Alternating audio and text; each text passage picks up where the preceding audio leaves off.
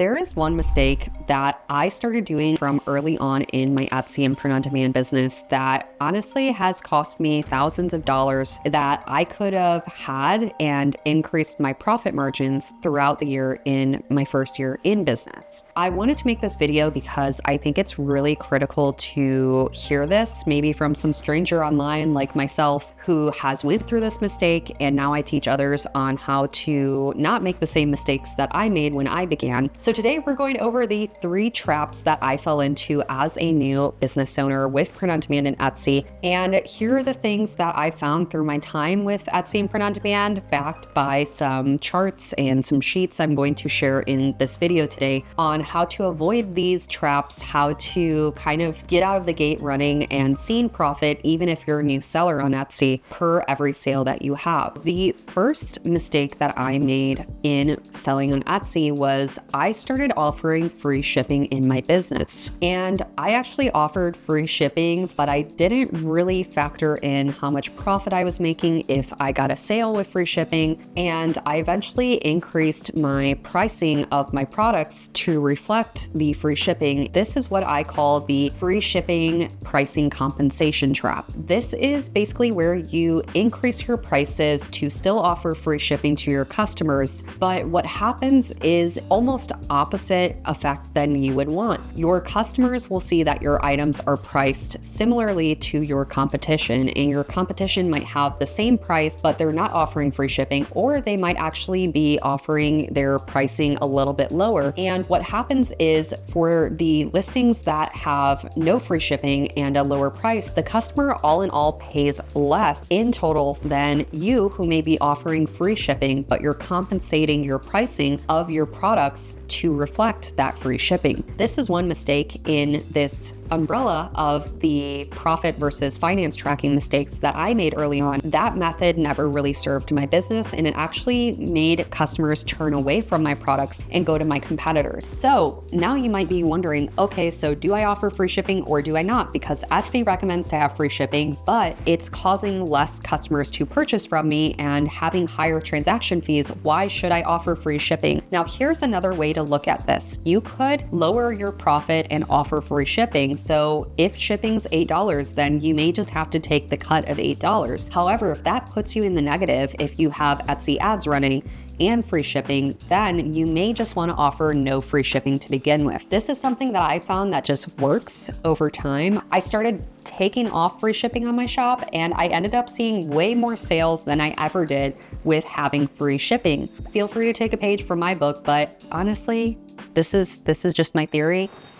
Free shipping's not worth it. Just me though. Just me. The next trap that you can fall into in your business is the not pricing for profit trap, aka estimating your profit, but not really knowing for sure if you're making a profit. So that's like a really long trap and a really long label for that trap. But this is something I fell into again as a new business owner. And I know it sounds dramatic at the beginning of this video. If we rewind, I said that this mistake cost me thousands. And here is where it cost me thousands, guys, because I was estimating the profit I was making, but I didn't have on paper exactly how much I was making. Now, this is why I created a product profit calculator that calculates how much profit I will actually make. And I can actually price calculate out how much I do want to make per item that I sell. So if I'm selling a Gildan 18,000 crew neck sweatshirt, I know at this price, I will make this amount of profit, for example. So if I want to make $10 of profit, I'll put it in my price calculator. I will run the numbers, and then I'll start selling my products at that price because I know confidently that I'm going to make $10 after Etsy transaction fees, production fees, if I'm running ads, if I have a sale running. These are all factors you need to consider. And when I began, I just was putting a price on the screen. I was running some numbers on my phone calculator, but I wasn't getting an exact profit and a consistent profit over time. So instead of estimating your profit, be sure and just be confident in your pricing. And if you need to write it down on paper, or if you'd like to get a pricing calculator like one I have in the description below, this can help you to get more confident and just more direct and clear on how much profit you can actually make and still stay competitive in the market. Hopefully that helps. And I have another video that is coming out either before this video or after this video about 10 products that you can make $100 a day with. And in that video, I go over pricing structure and how I would price those 10 products. So I highly recommend watching that next. This last trap may feel a little bit close to home for some people, but this trap is not tracking your expenses monthly. Expenses can really add up in an Etsy and print-on-demand business. When we're looking at Etsy transaction fees, and then if you're offering free shipping, plus your Etsy ad spend and mockups in software, these all add up over time. And sometimes you may have subscriptions in your Etsy business you don't even realize that are being charged every month, AKA that's me.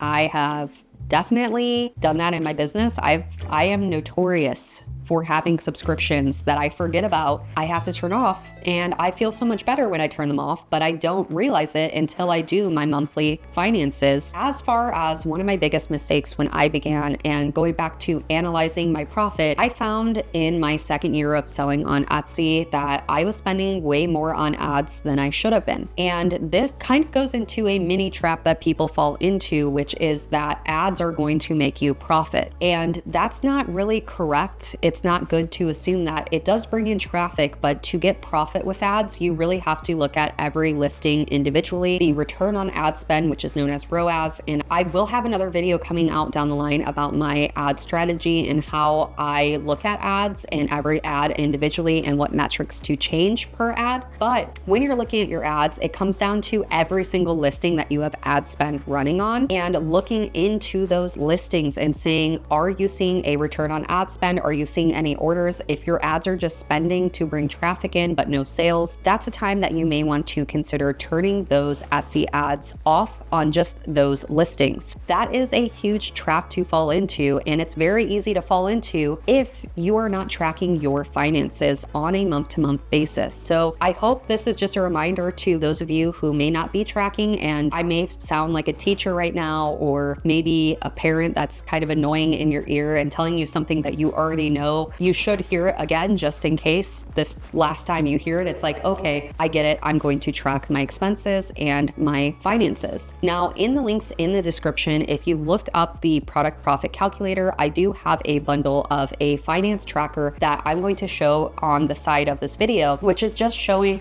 how this tracker runs and all the metrics that you can look at on a monthly basis. This tracker alone has been able to delineate what people are spending on in their businesses, how we can effectively flip them from a loss in their business per month to a profit. And just to say, these two Google Sheets in this video alone is a great start in flipping your shop to profit, especially if you import all of your data into the finance tracker and you find you're losing money. That is completely okay. Sometimes that's just a learning curve, right? To see, okay, I'm losing money. How can I change the direction of my shop? And sometimes that might be looking at your ads. It might be looking at your mockups or your softwares you're spending on. What can you kind of cut as far as budget goes, or what can you increase in your shop that's working for your shop to increase your profit? There's so much you can do with just tracking your finances, and that's why I really recommend getting into tracking on a monthly basis and looking at every single product in your shop individually and pricing out and finding a new pricing strategy that is going to reflect profit in every single order that you get in your Etsy business going forward. You could have thousands of more dollars in profit per month and per year on Etsy if you were to